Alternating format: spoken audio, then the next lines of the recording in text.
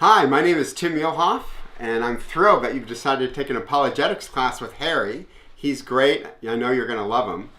When I started to study apologetics, I was fascinated by all the different arguments, but there was one thing that I kind of noticed was missing from a lot of apologetics books, and those are great illustrations. It's one thing to have an argument, it's a totally different thing to make that argument come alive. And teaching communication at Biola University, we understand that illustrations, examples, are what people remember long after the conversation is over.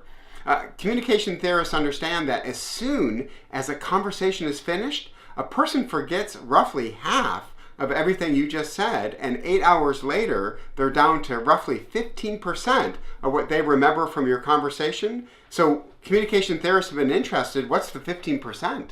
What's the part that really stays with a person? And the answer are illustrations, stories, movies, quotes. That's what stays with a person. Jesus totally understood this. That's why in his teaching he always borrowed parables, analogies, stories from a farming, agricultural context. So in this book, the guide conversation, we borrow from everybody. Great illustrations from C.S. Lewis, G.K. Chesterton, Augustine, but we also take illustrations from pop culture, movies, TV shows, songs, commercials, and we use pop culture to make these apologetic arguments come alive. So I hope this book just gets the ball rolling, that you see what a good illustration is and how you can borrow from virtually anything, from The Walking Dead to movies that have just been nominated for the Oscars today.